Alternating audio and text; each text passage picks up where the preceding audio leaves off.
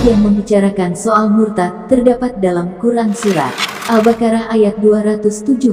Allah Subhanahu wa Ta'ala berfirman yang artinya, mereka bertanya kepadamu, Nabi Muhammad, tentang berperang pada bulan haram. Katakanlah, berperang dalam bulan itu adalah dosa besar. Namun, menghalangi orang dari jalan Allah, ingkar kepadanya, menghalangi orang masuk Masjidil Haram, dan mengusir penduduk dari sekitarnya, lebih besar dosanya dalam pandangan Allah. Fitnah pemusyrikan dan penindasan lebih kejam daripada pembunuhan. Mereka tidak akan berhenti memerangi kamu sampai kamu murtad keluar dari agamamu jika mereka sanggup. Siapa di antara kamu yang murtad dari agamanya, lalu dia mati dalam kekafiran, sia-sialah amal mereka di dunia dan akhirat. Mereka itulah penghuni neraka. Mereka kekal di dalamnya. Al-Baqarah ayat 217. Quran Surat Muhammad ayat 25. Quran Surat An-Nisa ayat 137.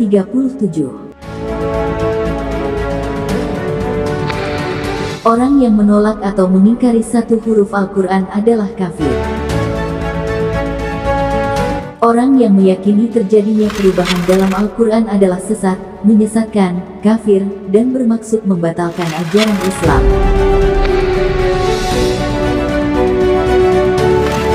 Yang pasti, Allah sendiri telah menjamin akan kemurnian Al-Quran, sebagaimana dikutip dalam firman-Nya.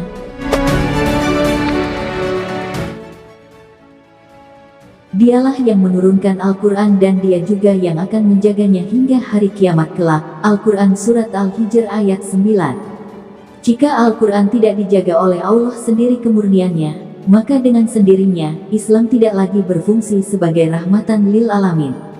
Kemurnian Al-Quran itu justru bukti autentik bahwa Islam adalah agama rahmat bagi semesta alam.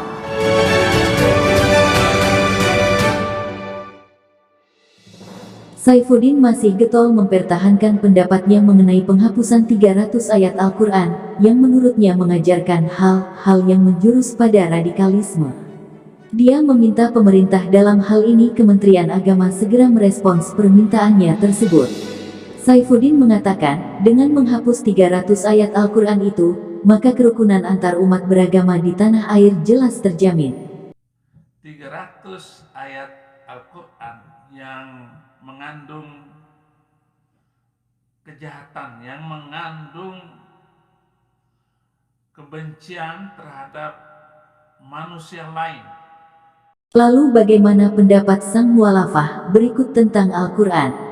Masya Allah, itu dibukakan gitu ya, bukti-bukti kalau memang Al-Quran itu yang betul gitu. Jadi ya nggak terbantahkan lagi gitu. Ketika sudah yakin kalau Al-Quran itu betul gitu ya, bagaimana kok kejadian maksudnya waktu itu udah ditulis lebih dari 14 abad lalu, tapi kok secara sains, secara ilmiah bisa dibuktikan gitu ya, yang sesuatu yang nggak mungkin di 14 abad yang lalu gitu ya. Kalau bukan Allah yang ngasih tahu gitu kan, nggak mungkin Rasulullah tahu gitu kan, dan sebagainya gitu. Jadi dengan modal itu sih diyakinkan Allah yang benar seperti apa, kitab yang benar yang seperti apa gitu ya. Rukun iman itu kemarin benar-benar dikopekin gitu ya, diurain gitu waktu sama Bunda. Jadi itu benar-benar meyakinkan banget gitu ya. Setelah itu tuh kayak ada yang lainnya tuh kayak balik lagi ke Al-Quran, balik lagi ke Allah gitu. Jadinya baliknya situ aja gitu. Jadi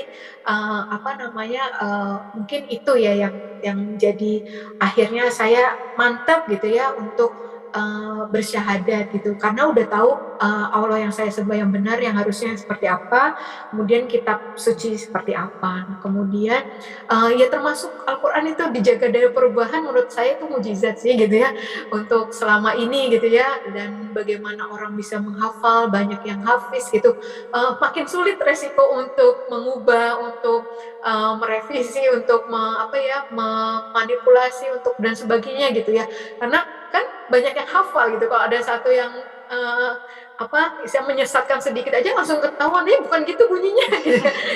Masya Allah, bahkan dari sekedar tajwidnya itu cara Allah menjaga Quran dari perubahan itu miss banget saya gitu ya. Itu nggak ada saya rasa kitab seperti itu gitu ya, yang di balik susahnya tajwid dan sebagainya itu saya mes juga, ya Allah aku segininya ya menjaga panjang pendeknya itu pun, karena nanti kalau pendek atau panjangnya salah artinya beda dan sebagainya. Itu Masya Allah gitu ya, itu yang kenapa akhirnya saya yakin gitu ya, inat dina indallahi Islam gitu. Allahu Akbar, Allahu Akbar.